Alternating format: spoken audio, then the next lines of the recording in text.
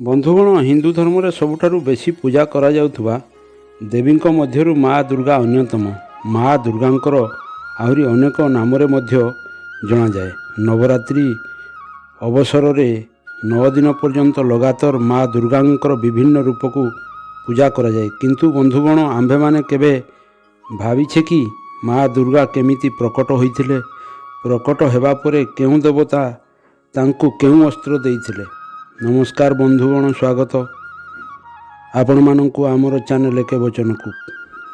ବନ୍ଧୁଗଣ, ମା ଭଗବତୀ ଅସୁରଙ୍କର ବିନାଶ ପାଇଁ ବହୁତ ଅବତାର ନେଇଥିଲେ। ଦୁର୍ଗା ସପ୍ତଶତୀରେ ଏହାର ସ୍ପଷ୍ଟ ଉଲ୍ଲେଖ କରାଯାଇଅଛି।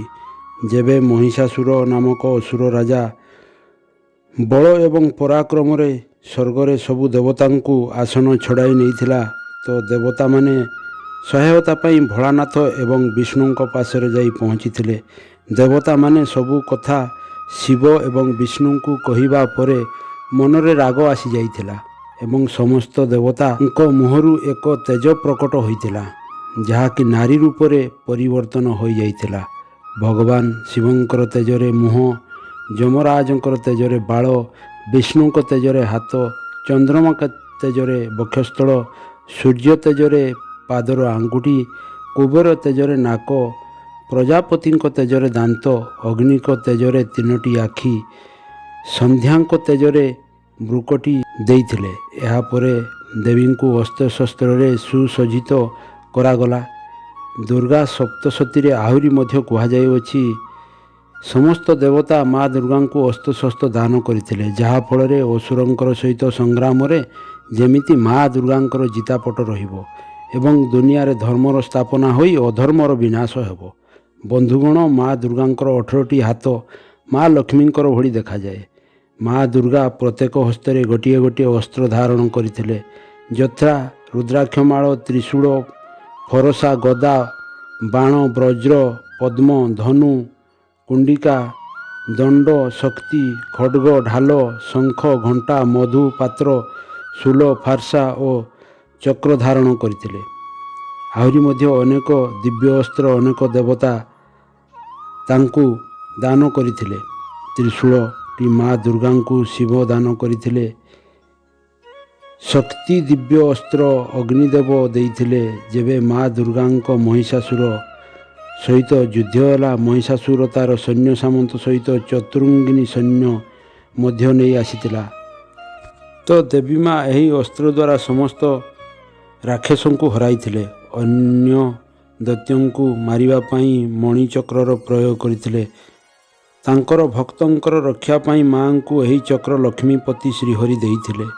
ସ୍ୱର୍ଗ, ମର୍ତ୍ତ୍ୟ, ପାତାଳ 3 ଲୋକକୁ ଧ୍ୱନିରେ କମ୍ପମାନ କରିବା ପାଇଁ ଶଙ୍ଖ ମଧ୍ୟ ଦାନ କରିଥିଲେ। ଯେବେ ଶଙ୍ଖ କମ୍ପମାନ ହୁଏ, ରଣଭୂମି ଛାଡ଼ି ରାକ୍ଷସମାନେ ବାହାରେ ଛିଡ଼ା ହୁଅନ୍ତି ଏବଂ ଭୟରେ ଥରିବାକୁ ଲାଗନ୍ତି। ଏହି ଶଙ୍ଖଟି ମାତାଙ୍କୁ ବରୁଣ ଦେବ ଦେଇଥିଲେ। ଯେବେ ରାକ୍ଷସଗଣ ମାତା ଦୁର୍ଗାଙ୍କୁ ମାରିବା ପାଇଁ ଆଗକୁ ଆସନ୍ତି, ଧନୁର ବାଣରେ ପୁରା ସେନାର ସର୍ବନାଶ କରାଯାଇଥିଲା। ମାତାଙ୍କୁ ଏହି ଧନୁବାଣ ନିଜେ ପବନ ଦେବ ଦେଇଥିଲେ। ଅନେକ ଅସୁରଙ୍କର ଘଣ୍ଟନାଦରେ ମୂର୍ଚ୍ଛିତ କରି ବିନାଶ କରିବାର ଘଣ୍ଟା ଅମରାବତୀ ହାତୀଙ୍କ ଗଳାରୁ ଦେବରାଜ ଇନ୍ଦ୍ର ଦେଇଥିଲେ ଏବଂ ବଜ୍ର ଅସ୍ତ୍ର ମଧ୍ୟ ଇନ୍ଦ୍ରଦେବ ଦେଇଥିଲେ। ଏହାଛଡ଼ା ଚଣ୍ଡମୁଣ୍ଡର ବିନାଶ ପାଇଁ ମା ଦୁର୍ଗା ମାତା କାଳୀଙ୍କର ରୂପ ଧାରଣ କରିଥିଲେ ଏବଂ ମଣିଷ ମୁଣ୍ଡର ମାଳ ଧାରଣ କରିଥିଲେ। ଚେହେରା କଳା ରଙ୍ଗର ଥିଲା, ଜୀବ ବାହାରକୁ ବାହାରିଥିଲା। ମା କାଳୀ ତାଙ୍କର ହାତରେ ଏକ ଫାର୍ସା ଧାରଣ କରିଥିଲେ। ଏହି ଫାର୍ସା ଦ୍ୱାରା ଦୈତ୍ୟଙ୍କର ବିନାଶ କରିଥିଲେ।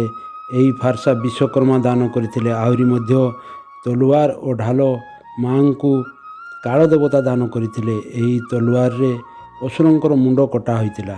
ଯମରାଜ ତାଙ୍କର କାଳଦଣ୍ଡରୁ ଦଣ୍ଡ ଦାନ କରିଥିଲେ, ଯେଉଁଥିରେ ମା ଦୁର୍ଗା ଅସୁରଙ୍କର ନାଶ କରିଥିଲେ। ଏତିକି ନୁହେଁ, ଦୁର୍ଗା ମାତାଙ୍କୁ ପ୍ରଜାପତି ପଟିକମାଳ, ବ୍ରହ୍ମ କମଣ୍ଡଳରୁ ସୂର୍ଯ୍ୟ ଦେବ ନିଜର ତେଜ, ସମୁଦ୍ର ଦେବ ନିଜର ବସ୍ତ୍ର ଆଭୂଷଣ ଏବଂ ହିମାଳୟ ଶକ୍ତିଶାଳୀ ସିଂହ ମାତାଙ୍କୁ ବାହନ ପାଇଁ ଦେଇଥିଲେ। ସମସ୍ତ ଦେବତାଙ୍କ ଠାରୁ ଅସ୍ତ୍ରଶସ୍ତ୍ର ନେଇ ମା ଦୁର୍ଗା ମହିଷାସୁରର ବଧ କରିଥିଲେ ଓ ପୃଥିବୀ ପୃଷ୍ଠରେ ଧର୍ମର ପ୍ରତିଷ୍ଠା କରିଥିଲେ। ମହିଷାସୁର ବଧ କାରଣରୁ ମାଆକୁ ମହିଷାମର୍ଦିନୀ ବି କୁହାଯାଏ। तो बंधुगण आपण मानक भिडटी भल लगी लाइक शेयर सब्सक्राइब करने को अनुरोध। नमस्कार, देखा आग भिडियो। जय जगन्नाथ।